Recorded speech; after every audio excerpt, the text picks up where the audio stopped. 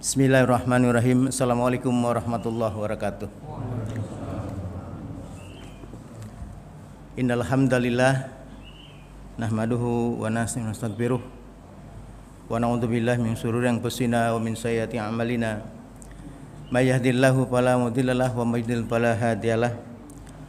Asyhadu an la ilaha illallah wahdahu la syarikalah wa asyhadu anna Muhammadan abduhu wa rasuluh.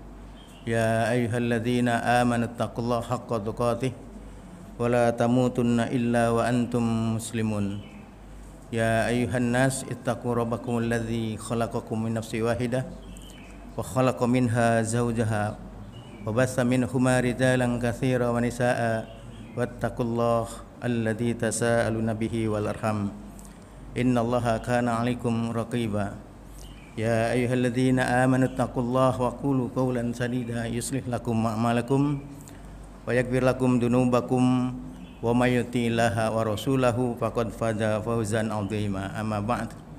Fa inna asdaqal hadis kitabullah wa khairal hadi Muhammadin sallallahu alaihi wasallam wa syarrul umuri muhdatsatuha wa kullu muhdatsatin bid'ah wa kullu bid'atin dhalalah wa kullu dhalalah finnar.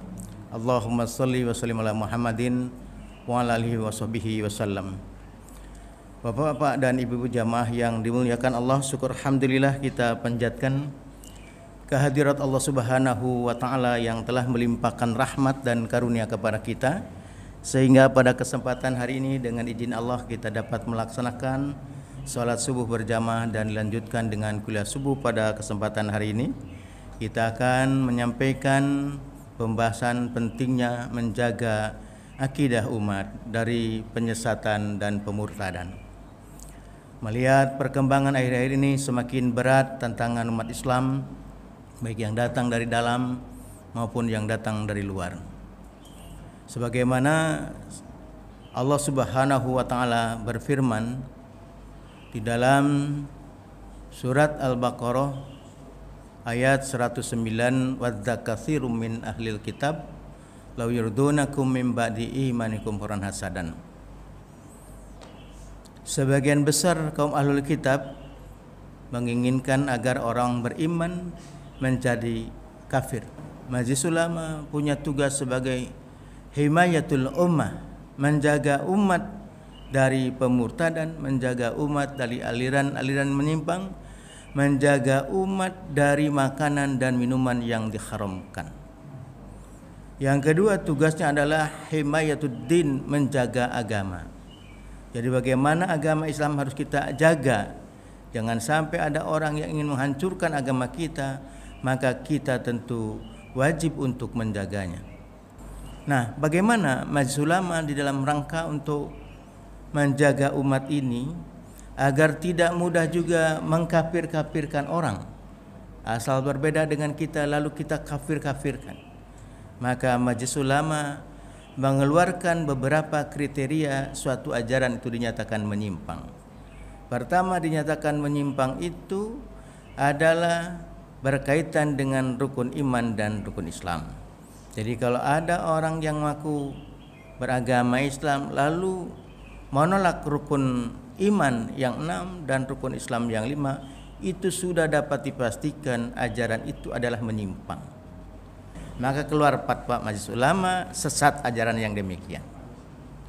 Kemudian yang berikut, suatu ajaran dinyatakan menyimpang itu diantaranya adalah mengkafirkan sesama muslim tanpa dalil syar'i. Karena ini bukan kelompok saya lalu dikafirkan. Seperti Islam Jamaah dipatwakan sesat oleh Majelis Ulama karena mereka menganggap kafir orang yang di luar golongannya. Sehingga kalau dia sholat berjamaah tidak mau sholat kalau imamnya bukan dari kelompok mereka. Kemudian yang berikutnya, suatu ajaran dinyatakan menyimpang adalah mengubah tata cara ibadah yang telah ditetapkan syariah. Kemudian yang berikutnya, suatu ajaran dinyatakan menyimpang adalah mengakui atau mengingkari Nabi Muhammad SAW sebagai Nabi dan Rasul terakhir. Nah, inilah yang banyak aliran yang menyimpang itu mengaku jadi Nabi. Misalnya kita lihat munculnya ada Ahmadiyah.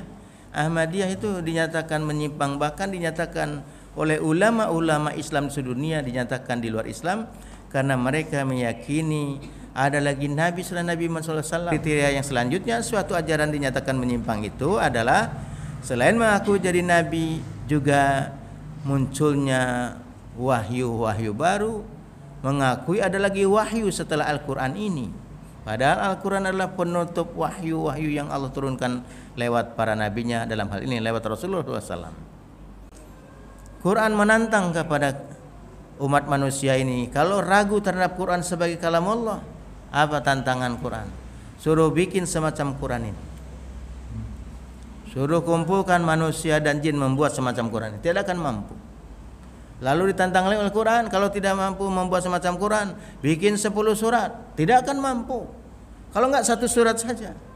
Tapi ternyata ada seorang doktor yang lahir di kota Nazaret sekarang di Amerika ini, saya akan menjawab tantangan Quran ini, katanya. Sebagaimana namanya Dr. Anis Soros ini, sekarang berada di Amerika, menantang dialog kepada Ahmad Didat. Ahmad Didat menggunakan Al-Quran yang merupakan kalam Allah. Dr. Anis Soros dia gunakan kitab suci dia, kitab suci yang mereka yakini kitab Injil dalam bahasa Arab. Jadi sama-sama tulisannya Arab. Al-Quran yang Ahmad Didat bahasa Arab, yang Soros juga kitab ininya dalam bahasa Arab. Tapi kata Ahmad Didat tidak bisa mengimbangi Al-Quran ini. Lalu menyadari Soros ini bahwa Quran itu memang tidak bisa ditandingi. Tapi akhirnya dia, tunggu kami akan membuat Al-Quran yang asli. Maka selama 7 tahun dia membuat proyek lewat proyek Omega 2001 ini untuk menjawab tantangan Quran tadi, akan membuat Al-Quran yang asli. Dengan tujuan dia bikin itu supaya orang Islam ragu terhadap Qurannya. Jadi dia buatlah Quran tandingan yang ditulis dengan nama Al-Furqanul Haq. Inilah kitab Quran tandingan ini yang dibuat oleh Dr. Anis Soros dengan nama Al-Furqanul Haq. Jadi ini nama Quran, karena nama Quran itu Al-Furqan, ya, diantaranya Al-Furqan, maknanya adalah pembeda al-haq dengan al-batil. Dia tunjukkan kata akan membuat inilah, ini tunjukkan tandingannya. Jadi kalau dia ingin membuat Al-Quran, maka jelas itu palsu, karena Quran bukan dibuat, Quran adalah dinuzulkan. Nah, dia bikinlah inilah Quran palsunya yang diberi nama Al-Furqanul Haq. Dalam terjemah bahasa Inggrisnya Datul Furqan. Maka dia buatlah sebanyak 77 surat. Kalau Al-Quran kita berapa surat? 114 surat, dia bikin 77 surat. Ada nama-nama surat yang disamakan dengan nama surat di Quran. Ada juga yang dimirip-miripkan nama suratnya. Ada juga yang berbeda. Bahkan setiap surat juga di dalam Quran palsu ini dibuat juga diawali dengan basmalah. Nah, basmalahnya di sini tertulis Bismil Abbi Al-Kalimah Ar-Ruh Al-Illah Al-Wahid Al-Auhad. Ini basmalah palsu. Kemudian dibuat juga Al-Fatihah. Al-Fatihah tiruannya ditulis Al-Fatihah di surat pertama karena pembukaan. Ditulis juga 7 ayat sebagaimana dalam Al-Quran Al-Fatihah ada 7 ayat. Nah, kemudian ada juga yang sekarang ini dibuat Al-Fatihah lintas agama. Kalau ini juga termasuk Quran lintas agama yang tadi, ini Quran palsu ini. Ini ada Al-Fatihah lintas agama, katanya Al-Fatihah di Quran ini terlalu menjelimet, maka perlu yang lebih simpel. Nah, sehingga muncullah kalimatnya surat Al-Fatihah lintas agama itu Alhamdulillahirrahman Rabbul Aqwan Al-Malikud Dayan Wabikal Musta'an Ihdinas Suratal Iman. Nah, inilah katanya lebih simpel, ya. Jadi sekarang ini banyak lintasan-lintasan, ya. Ada perkawinan lintas agama, ada fikih lintas agama, ya. Ada juga pesantren multi agama. Bahkan tadi ada Al-Fatihah lintas agama. Karena Nabi sendiri sudah menjelaskan, aku tinggalkan 2 hal, selama kalian berpegang teguh kepada keduanya, selamanya tidak akan tersesat. Apa yang 2 hal itu? Kitabullah, yaitu Al-Quran dan Sunnah Rasul. Bahkan Allah sudah memberikan solusi Bapak dan Ibu.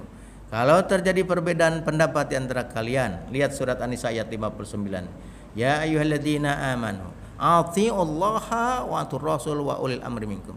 Wahai orang beriman, taatlah kalian kepada Allah. Taat kepada Allah berarti taat kepada Al-Quran. Dan taat kepada Rasul. Taat kepada sunnah-sunnah Rasulullah SAW. Dan itu mutlak wajib. Tidak bisa diganggu gugat. Makanya diawali dari kata atiullah itu diawali dengan kata atiu di depannya, ya. Nah, wajib taat kepada Rasul diawali dengan atiu. Wa ulil amri tidak diawali dengan atiu. Artinya bersyarat ketaatan kepada ulil amri itu harus ulil amri yang taat Allah dan taat Rasul, itu yang wajib diimani. Nah, lalu kalau terjadi perbedaan pendapat bagaimana dalam ayat ini? Dilanjutkan ayatnya, farudhuhu ilallah wa rasul. Kalau terjadi perbedaan pendapat, solusinya kata Allah, kembalikan kepada Allah dan Rasul, kembalikan kepada Al-Quran dan Sunnah. Maka sudah ada solusi. Sehingga orang yang memahami Quran dijadikan sebagai petunjuk hidup, tidak mungkin dia ikut aliran yang menyimpang. Misalnya ketika ada orang aku jadi nabi, maka jelas Quran menolaknya, karena tidak ada lagi kenabian dan kerasulan setelah Rasulullah SAW. Nah, itu yang kaitannya dengan ayat-ayat Quran sebagai petunjuk hidup. Toleransi itu bukan menggabung-gabungkan agama, tapi toleransi itu saling menghargai terhadap perbedaan itu sendiri. Jadi karena Islam sudah sempurna, sudah paripurna, tidak perlu menambah-nambah yang bukan di luar Islam. Nah, jadi jelas di situ bahwa salam itu sudah ada di masing-masing agama. Nah, sekarang karena sudah menganut tentang pluralisme agama, sampai salam pun menggunakan salam pluralisme. Misalnya Bapak sebagai pejabat RT, Assalamualaikum warahmatullahi wabarakatuh, Salam alaihim, Om Swastiastu, Namo Buddhaya. Pokoknya sampai berapa banyak. Kalau ada 200 agama di Indonesia, baca salamnya setengah jam. Apakah boleh yang demikian? Tidak boleh.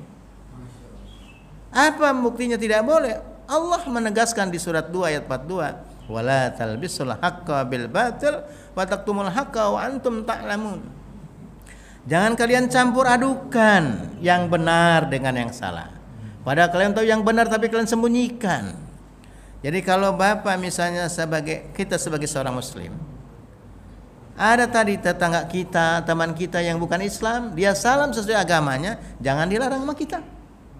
Misalnya ada teman kita, tetangga kita beragama Hindu, misalnya Om Swastiastu, Bapak Ibu jangan dilarang mereka, sesama mereka. Karena kita diajarkan dalam Islam, lakum dinukum waliyad din. Bagi kamu agama kamu, bagiku agamaku. Jadi kita tidak boleh melarang salam mereka ketika mereka menyampaikan sesama mereka. Nah, kita yang Islam nggak perlu nambah-nambah salam. Kita punya salam sendiri. Salam itu ditujukan kepada Tuhannya masing-masing. Orang Islam Tuhannya Allah, ditujukan tentu kepada Allah. Contohnya, misalnya punya tetangga yang beragama Buddha, dia salam Namo Buddhaya. Apa artinya Namo Buddhaya? Terpuji Sang Buddha, silakan. Bagi mereka jangan dilarang orang kita. Tapi kita punya Tuhan adalah Allah. Yang harus dipuja dan dipuji siapa? Allah. Dan Nabi sudah menjelaskan, man tasabbaha biqaumin fahuwa minhum. Barang siapa meniru-niru kebiasaan suatu kaum, maka termasuk kaum itu, kata Nabi. Jadi sangat jelas di sini bahwa kita dilarang oleh Allah menyambung-nyambungkan salam. Termasuk juga yang menggabung-gabungkan doa Islam dengan doa yang bukan Islam. Majelis Ulama Indonesia sudah mengeluarkan fatwa. Mana yang boleh, mana yang tidak boleh, mana yang mubah, mana yang diharamkan. Karena sekarang ini ada yang bergantian. Pertama yang baca doa Bapak Kiai, dilanjutkan oleh pastor, dilanjutkan oleh pendeta, dilanjutkan oleh biksu. Bagaimana hukumnya? Maka Majelis Ulama sudah mengeluarkan fatwa yang demikian, hukumnya haram. Yang juga tidak boleh itu salam atau doa yang doanya ditulis, dibaca bersama-sama. Ini juga termasuk yang diharamkan dalam fatwa Majelis Ulama. Termasuk yang dilarang itu, diharamkan itu kalau doanya yang dipimpin oleh non muslim, cukup kita tidak boleh mengaminkannya, karena mengaminkan termasuk doa. Misalnya mungkin Bapak berada di negara-negara yang mayoritas non-muslim, lalu mereka berdoa dipimpin oleh pimpinan agama mereka, maka kita tidak perlu mengaminkan, karena mengaminkan termasuk doa. Karena mereka berdoa ditujukan kepada siapa? Tentu kepada Tuhannya mereka. Dan tidak mungkin kita aminkan itu. Lalu yang mubah, yang boleh, yang bagaimana? Yang boleh itu misalnya Bapak sebagai kepala atau ketua RT, karena lihat warganya juga ada yang bermacam-macam agama mungkin, cukup Bapak sampaikan sebagai ketua RT, silakan kepada Bapak dan Ibu berdoa menurut keyakinannya masing-masing. Itu hukumnya mubah, boleh. Yang kedua yang boleh adalah yang memimpin doa yang muslim, misalnya seorang ustaz, seorang kiai. Bagi yang non muslim silahkan berdoa menurut keyakinannya masing-masing. Itu hukumnya mubah.